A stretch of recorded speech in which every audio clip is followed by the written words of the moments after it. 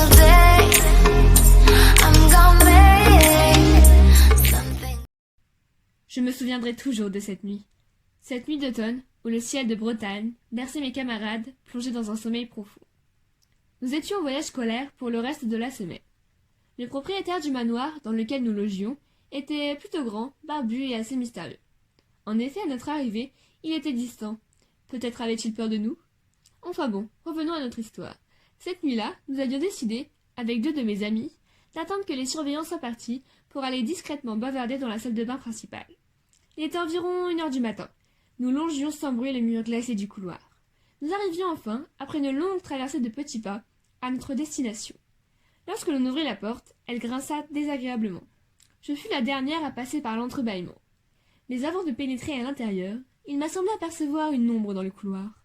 Sans vouloir inquiéter mes amis, je les suivis, malgré les frissons qui me parcoururent le dos. Pendant un moment, aussi longtemps qu'il le fallut à ma vue pour s'habituer à l'obscurité, je revoyais cette ombre monter dans les escaliers en direction du dortoir des garçons, à l'étage. Pour me rassurer, je me forçais à me dire que comme toute personne au réveil, j'étais dans les vapes. Mes yeux à moitié fermés, j'avais certainement rêvé. Les filles, voyant que j'étais devenue pâle, me demandèrent ce qui m'intriguait.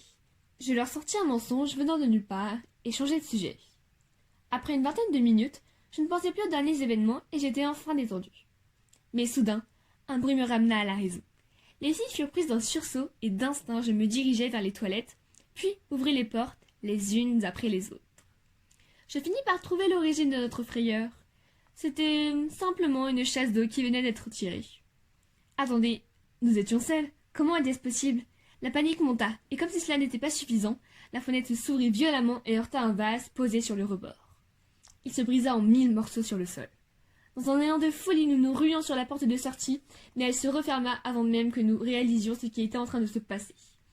J'essayai de toutes mes forces de l'enfoncer, mais rien à faire, elle ne céda pas. Les filles étaient paralysées, figées par la peur. Un courant d'air glacial pénétra dans la pièce, et sans aucune raison, les robinets s'actionnèrent. J'étais incapable de bouger et trop lent pour les arrêter. Très vite, l'eau monta. Dans mon désespoir, j'appelai à l'aide, en vain. Un nuage passa devant mes yeux, et juste avant de m'évanouir, je crus entendre quelqu'un arriver. Je me réveillai en sursaut dans mon lit, le front en sueur.